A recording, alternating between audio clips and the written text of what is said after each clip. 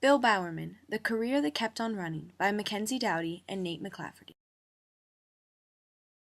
In 1911, two boys were born in Portland, Oregon. One of their lives was prematurely ended. The other boy, however, had a full life to live. Bill Bowerman grew up in Fossil, Oregon with his mother after his parents divorced in 1913. Bill was a troublesome child, and being raised by a single mother didn't make it any easier. He was kicked out of Medford High School on account of fighting and bad activity. A staff of the school had a talk with young Bill, and not so gently showed him his mistakes. After this, Bill was the model of perfection in school. He dedicated himself wholly to academics, athletics, and, of course, love. While attending Medford High School, Bill met the love of his life, Barbara Young. Upon his graduation from Medford High, Bill made his way to the University of Oregon. Here he pursued a bachelor's degree in business. It was also here that Bill nursed his love of running.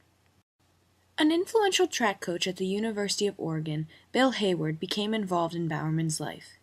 Hayward may never know the impact he had on the world of running, but, as Bowerman put it, Bill Hayward taught him how to run. In 1934, Bill graduated from the University of Oregon. Bill's lifelong plans to pursue a career in medicine came screeching to a halt when he became aware of the financial obligations that it would entail. He settled for a coaching job at high school in Portland, Oregon. The next 9 years of Bill's life were spent coaching and teaching at Franklin High School and his own high school, Medford. During this time, Bill married his high school sweetheart, Barbara Young, and they started their family in Portland, Oregon. In 1941, with the start of World War II, a hint of foreboding was in the air. The Bowermans sensed that their precious family would soon be torn apart. In 1943, Bill joined the United States Army. Here he served in the 10th Mountain Division, which was an elite division of soldiers that had been proven to be especially athletic. Bill fought mainly in Italy for the remainder of the war, but his hometown certainly didn't forget him. Bill received a letter from the student body at Medford High. It said that, "In short, Bill, the whole school misses you. You always had a smile and a friendly wisecrack for everyone." In the letter, the school reminds Bill that he is greatly missed, but also greatly admired for his participation in the war. Bill was fortunate to have suffered no permanent injuries and returned home in 1945. It was shortly after his return from World War II that his true track career set off. In 1947, Bill Hayward retired as the head track coach at the University of Oregon. The university immediately contacted Bowerman, and within weeks, Bill Bowerman became the next head coach of the track team at the University of Oregon. Bowerman's ideas of coaching were very different compared to other coaches of the time. Bill said that a teacher is never too smart to learn from his pupils. He based the team's workouts on individual performance and had an especially optimistic attitude about his team.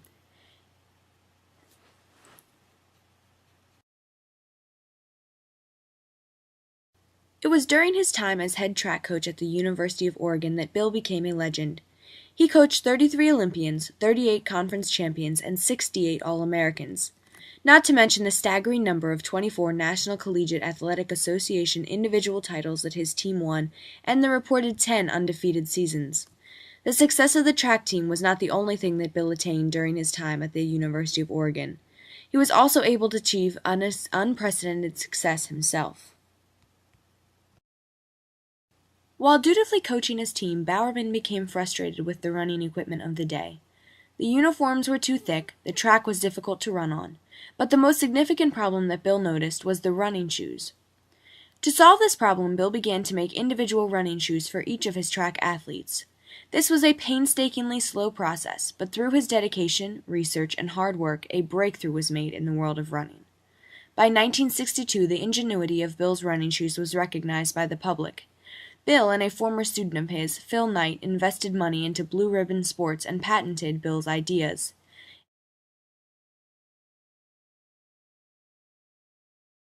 After Nike, Bill studied more and more the art of running and published works of his that promoted general physical fitness and the joy of running. Jogging was published in 1967 with the help of cardiologist Waldo Harris, M.D. This book becomes an instant hit and helps spread the running phenomenon across the United States and eventually the world.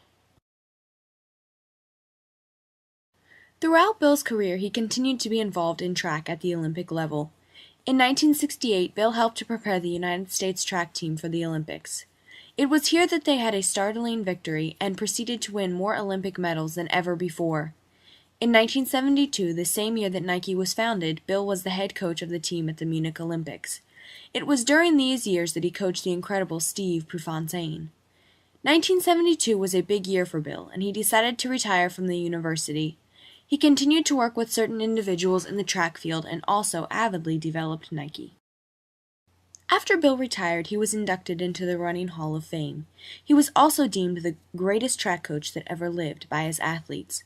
As a direct result of all the hard work that Bowerman put in for the university, the Bowerman Building was built at the Hayward Field with a Bowerman statue in 1992. One more recognition was still waiting for Bill, though, and in 1995 he was inducted into the U.S. Track Coaches Hall of Fame. It was shortly after this that Bill retired from the Nike Board of Directors, and his life began to slow down. On Christmas Eve in 1999, Bill passed away in his sleep. Bill Bowerman revolutionized running. He made the nation a believer in the sport and helped to mold the country into a more athletic shape. Through all this, however, Bill was an incredible man and encouraged everyone to pursue their dreams and aspire to their true potential. Bill Bowerman once said, "If someone says, 'Hey, I ran 100 miles this week. How far did you run?' Ignore 'em. What the hell difference does it make? The magic is in the man, not the 100 miles."